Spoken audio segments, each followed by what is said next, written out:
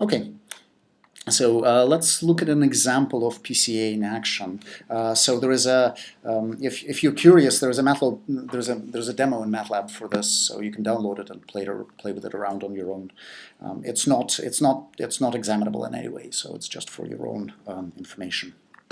So PCA, and in general techniques like PCA, they're high dimensional.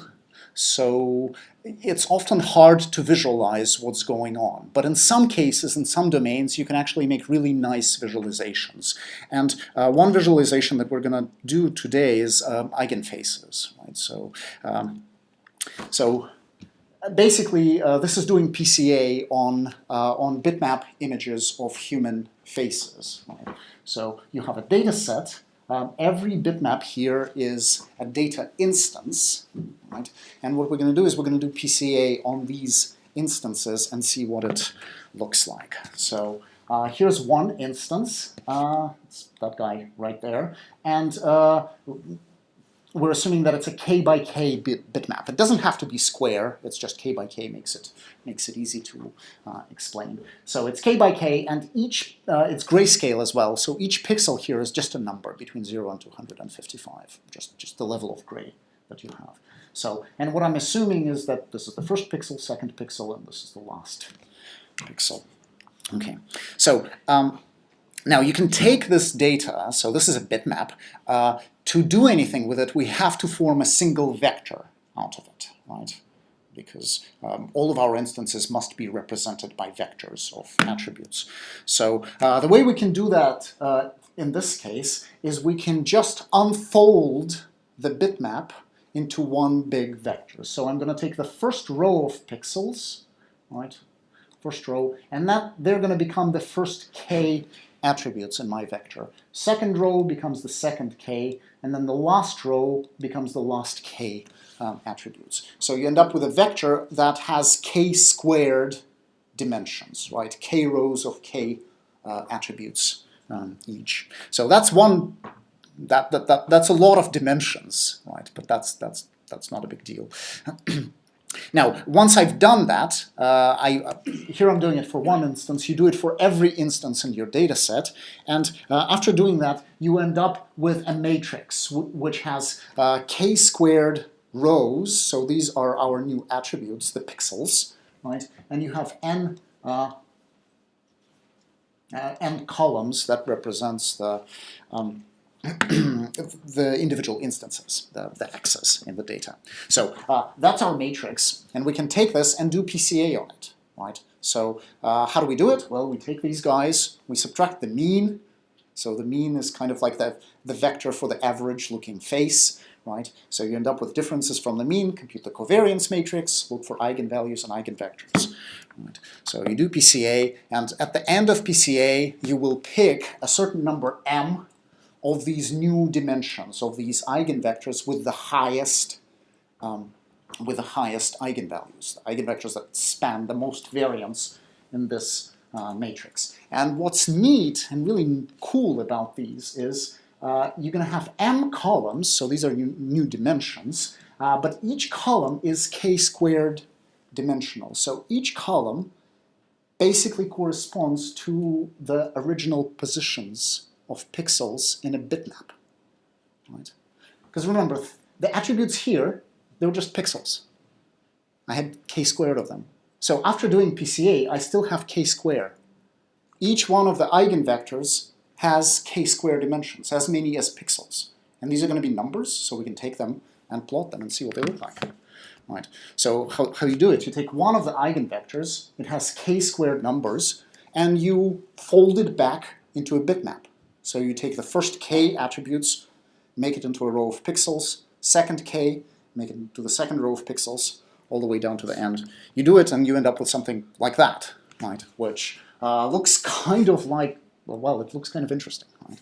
So it certainly has some recognizable features, and that's why this is popular. It's because it's one of the few ways in which you can see what the technique is doing, right? For many other domains, you can't do anything like that, so you don't.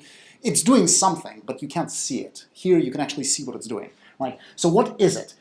It certainly doesn't look like an average face of any kind, right? And it isn't. It shouldn't be an average face, because remember, the first step of PCA, you subtract the mean, right? So we have subtracted the average face. Now, what is it? So this is the first principal component. What it's showing is it's showing the most prominent deviations from the mean in this data set. So the mean is a prototypical average-looking face. So you average all of those guys. Girls, boys, mustache, doesn't matter, glasses. And then this is the dimension along which people seem to vary the most from the mean. And what is it showing you? Well, basically, my reading of this is most variation is in the hair. That's where you have the highest numbers, right? So all people have a nose and lips and eyes, but they do differ in terms of hair. That seems to be the greatest dimension of variance, right? And if you repeat that, you end up with, so these are the eigenvectors. So these are typical variations, right? So the greatest one is there, and then you get other things. So what is it capturing? It's capturing lots of things. It's capturing variations in the hair. It's capturing variations in the eyes. It's capturing variations in the position of the face, right? Because not all faces are looking straight at you.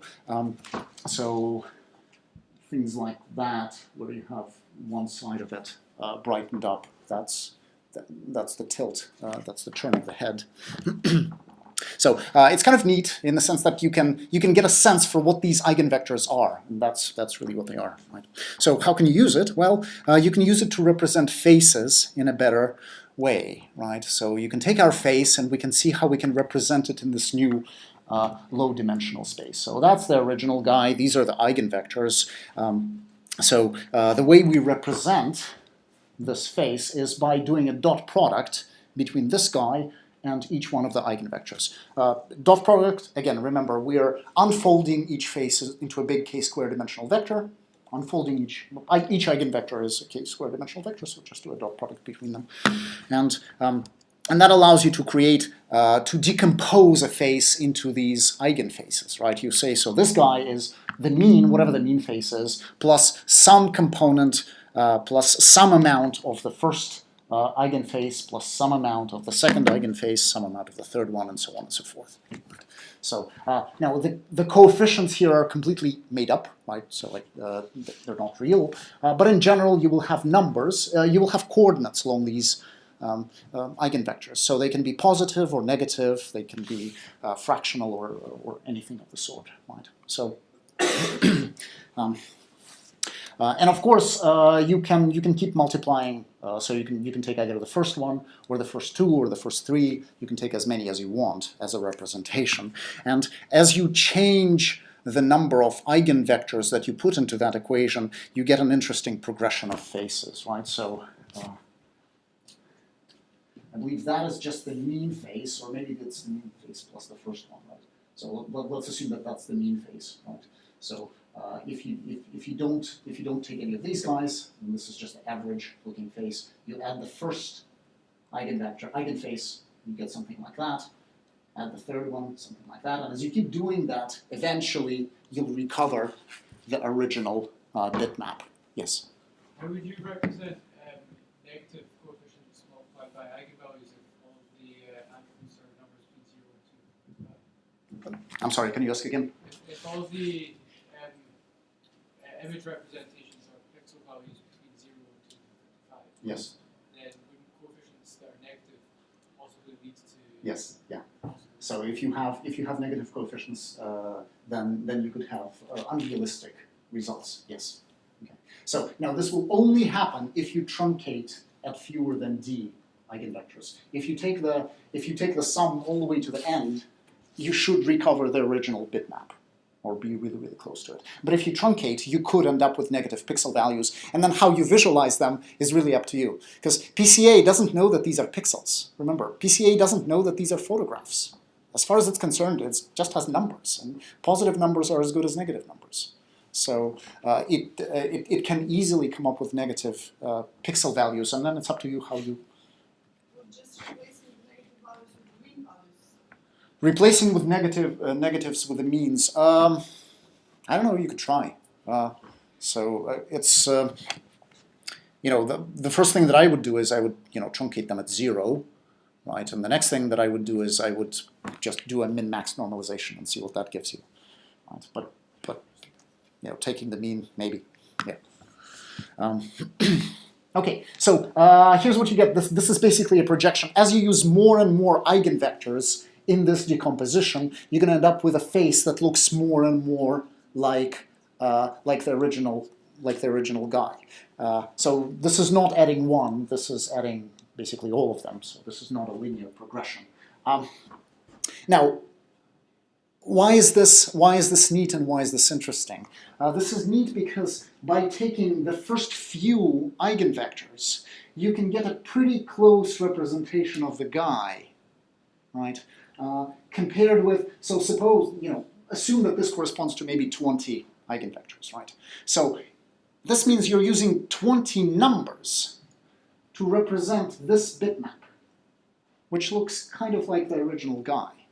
Now, if I told you that you can use 20 pixels, would you be able to represent him nearly as well? No, there's no way to pick 20 pixels that's going to look anything like that. But here you're effectively picking 20 numbers, 20 mixture coefficients, 20 coordinates, right? So one really nice way to use this is you can use this for massive compression of the data, right? So as long as, you have two communicating parties, if they all have access to the same eigenvectors, all they need to send between each other are just the projection coordinates, and they can transmit arbitrary faces between them, right? So it's massive reduction in the size of data, and it's nice because it takes up less space. It's also really nice because now your classifiers or your regression systems operate in this low-dimensional space. So they have plenty of redundancy to grab onto and learn a better hyperplane.